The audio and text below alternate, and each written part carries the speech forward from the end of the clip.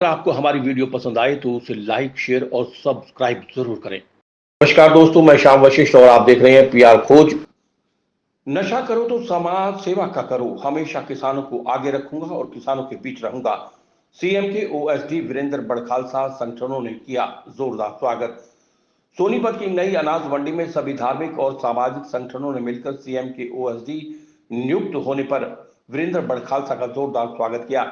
सभी ने कहा कि वीरेंद्र बड़खालसा किसी भी पार्टी से जुड़े हुए नहीं हैं, वीरेंद्र समाज सेवा से जुड़े हुए हैं। इनकी समाज सेवा भावना को देखते हुए हरियाणा के मुख्यमंत्री ने वीरेंद्र बड़खालसा को ये पद दिया है। सभी संस्थाओं ने सोनीपत में आने पर उनका जोरदार स्वागत किया। इस मौके पर सेफ इंडिया फाउंडेशन, मंडी एसोसिएशन और साथ ही सभी संस्थाएं मौजूद रहीं। दौरान बीजेपी पार्टी के काफी कार्यकर्ता भी मौजूद रहे। लोगों ने इस मौके पर हरियाणा के मुख्यमंत्री मनोहर लाल खट्टर का भी धन्यवाद किया। वीरेंद्र बड़खालसा ने पहले तो हरियाणा के मुख्यमंत्री मनोहर लाल खट्टर का धन्यवाद किया और कहा कि मैं एक किसान परिवार से हूं, एक बहुत बड़ी और महत्वपूर्ण जिम्मेदारी मुझे दी गई है, लेकिन मैं किसी को निराश नहीं करूंगा और किसानों के बीच रहूंगा। किसान परिवार से भी हूं और किसानों को आगे रखना भी मेरी महत्वपूर्ण जिम्मेदारी रहेगी। युवाओं के लिए भी एक मैसेज दिया कि नशा करना है तो समाज सेवा का करो।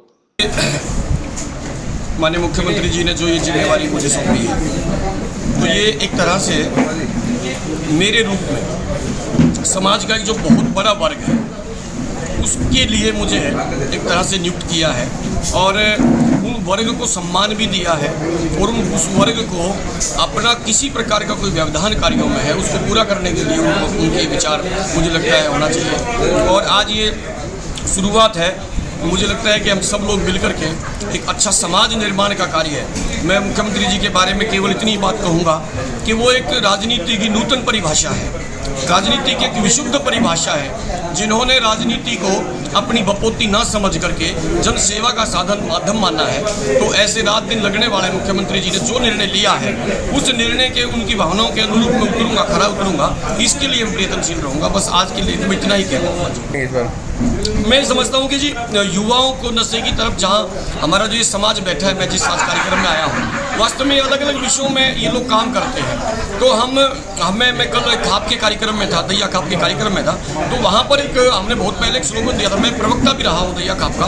तो उस समय कहा था हम लोगों ने कि खेल का मैदान हो गाँव में, नशा मुक्त नौजवान हो गाँव में, बेटी का सम्मान हो गाँव में और जहर मुक्त खेत खलियान हो गांव में।